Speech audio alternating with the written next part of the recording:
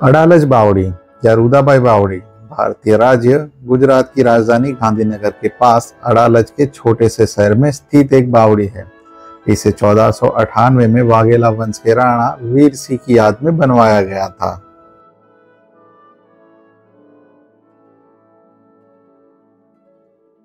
अडालज बावड़ी या वाव जैसे कि इसे गुजराती में कहा जाता है, जटिल नक्काशीदार है और 5 मंजिला गहरी है। इसे 1498 में बनाया गया था। संस्कृत में एक शिलालेख अडालज बावड़ी के इतिहास को स्थापित करता है, जो पूर्वी प्रवेश द्वार के कुएं पर पहली मंजिल पर एक अवकाश की स्थिति में संगमरमर के स्लैब पे पाया गया है। ये गुजरात सल्तनत के विशिष्ट शैली में है, जिसे महमूद बेगड़ा के शासनकाल में 1499 में बनाया गया था। बावड़ी में संस्कृत शिलालेख में वर्णन किया गया है संवत 1555 मतलब कि ईसा 1498 माघ का महीना।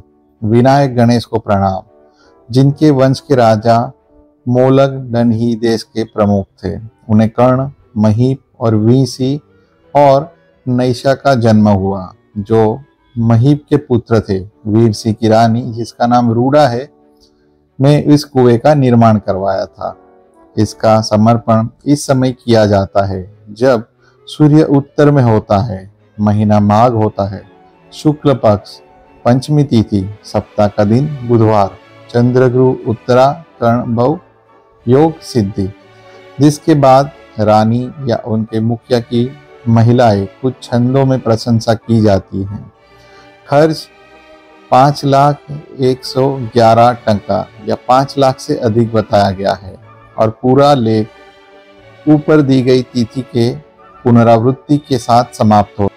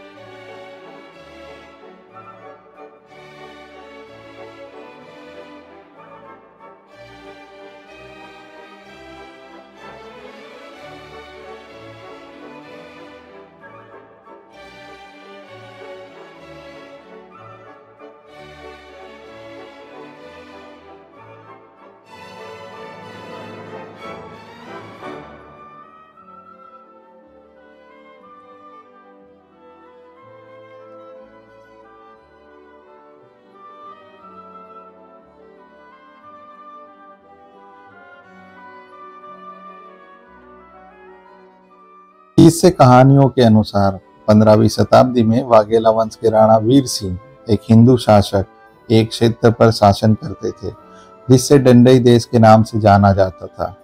इनका राज्य छोटा था, यह पानी की कमी से जूझ रहा था और बारिश पर बहुत ज्यादा निर्भर था।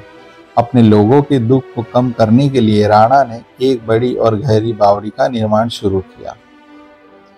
इस परियोजना के पूरा होने से पहले उनके राज्य पर पड़ोसी राज्य के मुस्लिम शासक मोहम्मद बेगड़ा ने हमला कर दिया। राणा राजा युद्ध में मारे गए और मोहम्मद बेगड़ा ने उनके क्षेत्र पर कब्जा कर लिया। राणा वीर सिंह की विधवा, एक खूबसूरत महिला जिसे रानी रूपबा या रूडाबाई के नाम से जाना जाता था, वह आत्महत्या करनी चाहती थी और अपने पति के साथ परलोक में जाना चाहती थी। हालांकि बेगड़ा ने उसे अपना जीवन त्यागने से रोका और विधवा से विवाह का प्रस्ताव रखा। वह इस शर्त पर विवाह का प्रस्ताव पर सम्मत हुई कि वह पहले बावड़ी का निर्माण पूरा करेंगे। मुस्लिम राजा, जो रानी की सुंदरता से बहुत प्रभावित था, प्रस्ताव पर सम्मत हो गया और उस रिकॉर्ड समय में कुएं को बनवा दिया।